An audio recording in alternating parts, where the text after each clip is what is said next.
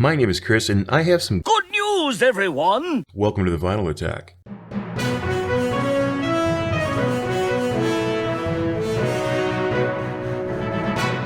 First up, I had a surprise gift in the mail this week, and while it wasn't a new F-150 or a beach house on Nantucket, Chris Rensman from Analog Restorations did send me this custom Channel 45 RPM Cork Platter Mat in honor of my latest April Fool's video.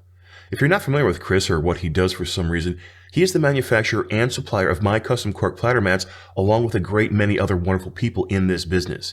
He makes mats for individuals too, though, so if you fancy a custom design of your own, you can drop him a line to discuss it. He took the fantastic design of Frank Lattery from Channel 33 RPM and plugged my new moniker right in. I didn't have the heart to tell him that the faux phrase was "don't stop turning," though, as this truly was a kind and thoughtful gift. Don't even bother to correct it, Chris. This was a wonderful surprise, and I'm very thankful. People like Chris are what make it so rewarding to put the hours in when it comes to making content. Moving over to news, if you were one of the backers of the Happywell Company's latest endeavor, the HumminGuru S Duo, which was to be an ultrasonic stylus cleaner coupled with a digital pressure gauge, you'll likely have heard by now that the project is no more, at least for the time being. Apparently, the company was looking to collect $85,460 US dollars, not the Hong Kong denomination, and came up about 23% short of their goal. I was one of the skeptical backers, along with 463 other individuals who may or may not have been skeptical, but it would seem that this idea just didn't hit home like the record cleaner did. This may or may not be the end, however, as the Happywell Company has invited all of the S-Duo's backers, and presumably everybody else as well, to sign up for an email list that will keep them apprised about the possibility of it moving forward. There's also a Facebook support group of all things, so if you're really interested in seeing what happens with the cleaner, or you're just so depressed about this project's cancellation that you need to talk with somebody else who's in a similar situation, you might want to sign up. Personally, I think I'll just wait and see what happens and cross that bridge when I get there. I had reservations about this ultrasonic stylus cleaner in the first place, but testing out products like this is indeed what I do here, so I signed up all the same. Sadly, it would seem that all's not well that ends happy well. I'm not even sorry for that joke. Craft Recordings have announced that the next release in their small batch series will be the Miles Davis Quintet's Relaxin'. My first question, along with many of yours I'd suspect, was will this be another 1,000 copy pressing debacle? The answer is no. They've increased the copy limit to 5,000 with a strict limit of 1 copy per household, implementing bot protection on their website to allow for fair access. This one-step pressing that was remastered by Bernie Grunman from the original analog tapes will come in the linen-wrapped case as seen in their last 2 releases and will be individually numbered with a foil stamp as well.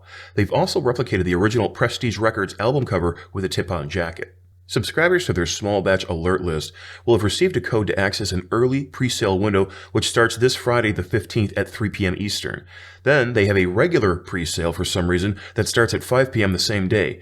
They gave no news of any type of a general sale, as I'm sure they expect the 5,000 copies to sell out fast, so if you want to bring one home, you'd better be prepared, unless the flippers all suffer a debilitating 24-hour illness that prevents them from swooping up all the copies like the assholes they are, but don't hold your breath.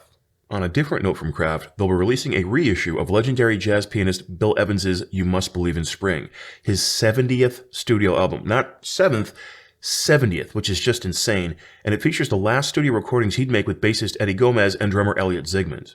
Sourced from the original all-analog master tapes and cut at 45 RPM, not the channel, by modern mastering maestro Kevin Gray at Coherent Audio, this 180-gram pressing from RTI will include new liner notes adorning the 2LP gatefold set. They're also doing a CD and SACD release, which is exclusive to Craft Recordings, so if you're a Bill Evans fan, you probably won't want to miss this. This is set to come out June 3rd, and you can pre-order it right now. I think, actually, regular pre-order. Seemingly, out of the blue, a new band which the media are erroneously calling a grunge supergroup, well, erroneous in my opinion after having listened to the album anyway, Third Secret have surprised everyone with their debut album being uploaded overnight on streaming services Monday. While there are definitely moments the feeling of that bygone era comes shining through with the guitar work of Soundgarden's Kim Thiles playing, you can also expect to find a plethora of acoustic guitar and extended vocal harmonies from the 2 vocalists Jennifer Johnson and Jillian Ray.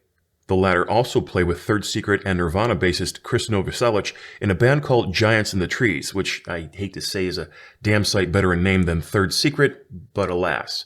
Rounding out the remaining members are Soundgarden / Pearl Jam drummer Matt Cameron and the second guitar player Bubba Dupree from the DC punk outfit Void.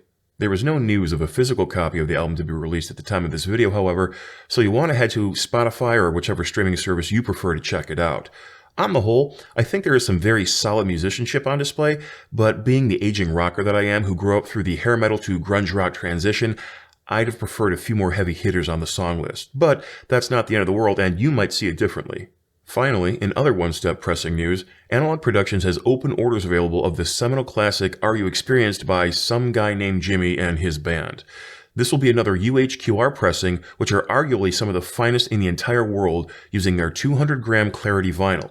It comes from the original Analog Master tapes, remastered by Bernie Grunman, who's been extremely busy lately. This time around, the 33 RPM single album offering will be limited to 20,000 copies, but that should be enough if you act fast.